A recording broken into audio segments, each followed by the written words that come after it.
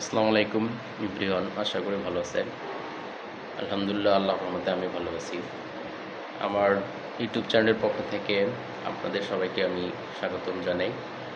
আর আমার এই ইউটিউব চ্যানেলটি আপনারা সাবস্ক্রাইব করে রাখবেন নতুন নতুন ভিডিও পেতে, আপডেট পেতে পাওয়ার জন্য।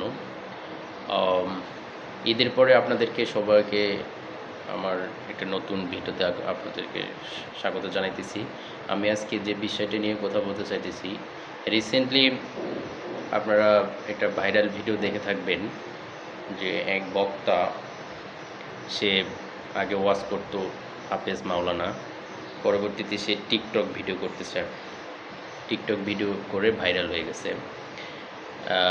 আসলে এটা হচ্ছে কি যে আসলে আমরা আল্লাহ তাআলা যেটা বলছে যে পৃথিবী কিয়ামতের আগে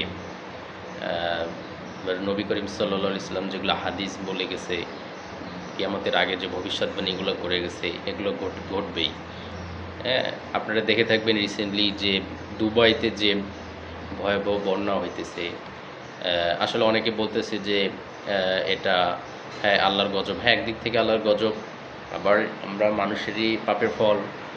বা তারা যেভাবে প্রাকৃতিকভাবে নিজস্ব তত্ত্বাবধানে যেভাবে বৃষ্টি নামাইছিল, হ্যাঁ এটা ঠিক আছে, কিন্তু হাদিসে যেগুলো আছে সেটা হচ্ছে কিয়ামতের আগে যে সৌদি আরব সহ যেগুলো মরুভূমির দেশে প্রচুর বৃষ্টি হবে, আরব আমিরাত এরকম, দুবাই যে মরুভূমি শহরে প্রচুর বৃষ্টিপাত হবে। এবং আপনারা দেখে থাকবেন যে সৌদি আরবে বৃষ্টি বৃষ্টিপাত হইতেছে এবং সেখানে আপনাদের অনেক মরুভূমিতে অনেক দেখবেন যে আপনি বিভিন্ন রকম গাছ জন্ম নিতেছে, ঠিক আছে। তাহলে এটা হচ্ছে আসলে কিয়ামতের আলামত। ঠিক সেরকমভাবে যে দুবাইয়ের যে ঘটনাটাও আসলে এটা হচ্ছে আল্লাহ তাআলার, এটাও একটা কিয়ামতের আলামত। মরুভূমির বুকে আপনার বৃষ্টিপাত হবে, বন্যাপাত হবে। তো এটাই হচ্ছে একদিকে যেমন ওই দিক আপনার ওইদিকে ভারী বৃষ্টিপাত বন্যা হইতেছে, অপরদিকে দেখেন বাংলাদেশের এশিয়া অঞ্চলগুলোকে দেখেন প্রচুর মানে খরা প্রবণ।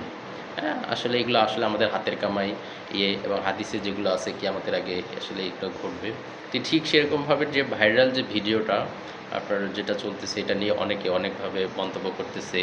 আসলে এটা হচ্ছে কি যে মানুষ, আল্লাহ তাআলা বলছে কিয়ামতের আগে এমন হবে মানুষ সকালে ঈমান নিয়ে বের হবে, কিন্তু বিকালবেলা সে ঈমান হারা হয়ে মানে কাফের বেঈমান হয়ে ঘরে ফিরবে। তাহলে এই কথা দ্বারা বোঝা যায় যে ওই বক্তা টিকটকার হওয়া এটা কোনো তাহলে অস্বাভাবিক কিছু না।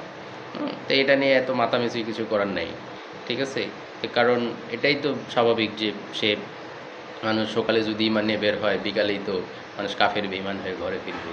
হ্যাঁ, তাহলে এটা নিয়ে এত কিছু আসলে মাতামাতি কিছু করার নেই। হ্যাঁ, কারণ সে আসলে সে কোনো আলেম বা সে কোনো মাওলানা ছিল না, ঠিক আছে। বা যদিও থাকে পথভ্রষ্ট হয়ে গেছে, কারণ এই হাদিস দ্বারাই বোঝা যায়। তো এটাই হচ্ছে একটা কিয়ামতের, এগুলো কিয়ামতের আলামত, ঠিক আছে। তা আপনার এটা জানার জন্যেই, আপনাদেরকে সতর্ক করার জন্যই এই ভিডিওটা উপস্থাপন করা। অনেকভাবে মন্তব্য করতেছে। আমার যদি ভিডিওটি ভালো লাগে লাইক, শেয়ার, কমেন্ট করে আমার পাশে থাকবেন। ধন্যবাদ। আসসালামু আলাইকুম।